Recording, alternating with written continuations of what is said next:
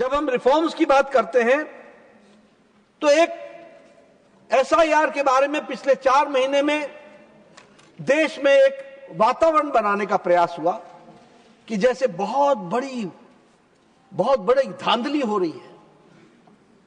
और आप जैसी जिम्मेवार पार्टी, मुझे तो कभी दुख होता है जयराम जी, इंडियन नेशनल कांग्रेस रैली कर रही है और उस रैली के शब्दावली वोट चोरी, वोट चोर, वोट चोर। जिसको कभी सुभाष चंद्र बोस, जवाहरलाल नेहरू, पुरुषोत्तम दास टंडन, गोविंद वल्लभ पंत, सरदार पटेल, ऐसे लोगों ने, आप उनके रेजोल्यूशंस को पढ़िए और आज की कांग्रेस पार्टी के उस स्लोगन को पढ़िए तो समझ में आ जाता है कि कितना पानी गंगा जमुना से बह चुका है, कितना पानी बह चुका है। मैं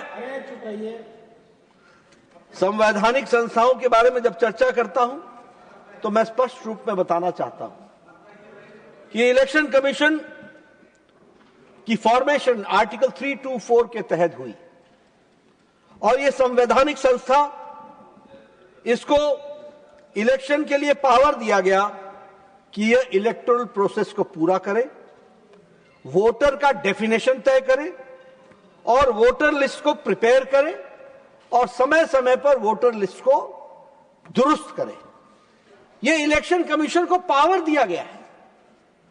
आज एसआईआर पर चर्चा चल रही है। एसआईआर है क्या? Special intensive revision. It is under the constitutional power of the election commission to purify and to rectify the voter list from time and again. यह उसका काम है, यह मैंडेट है उसको। और कॉन्स्टिट्यूशन में यह असाइन किया गया रिस्पॉन्सिबिलिटी कि free and fair elections election commission of India कराए, तो वो फ्री एंड फेयर इलेक्शन कराने का काम कर रही है। अभी जब ये responsibility preparing of the voter list आती है तो आर्टिकल 324 पार्ट 15 यह ताकत देता है इलेक्शन कमीशन को कि कंप्लीट कंट्रोल में इलेक्शंस करवाए, लोकसभा का, राज्यसभा का, प्रेसिडेंट ऑफ इंडिया का, वाइस प्रेसिडेंट ऑफ इंडिया का। यह ताकत उसको दी है। आर्टिकल 325 ने यह ताकत दी है कि वह इंश्योर करे कि no eligible voter is excluded from the voter list. No eligible voter to be excluded from the voter list and no ineligible voter should be included in the voters list. और article 326 ये बहुत ही महत्वपूर्ण है और ये special intensive revision को define करती है कि वो उसका एलिजिबिलिटी, क्वालिफिकेशन और conditions for being a voter तय करे। इन 3 आधारों पर वो तय करेगी, उसको डिफाइन करेगी वोटर को, एलिजिबिलिटी, क्वालिफिकेशन एंड कंडीशंस। और कंडीशंस क्या है?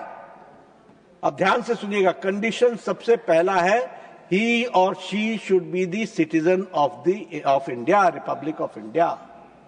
उसको सिटीजन होना पड़ेगा। वो 18 वर्ष से ऊपर का होना चाहिए, मानसिक रूप से स्वस्थ होना चाहिए और कोई क्राइम और करप्शन में उसका इन्वॉल्वमेंट नहीं होना चाहिए। और इलेक्शन कमीशन को मैंडेट है कि वह इसको स्ट्रिक्टली इस एलिजिबल क्राइटेरिया को पूरा करे।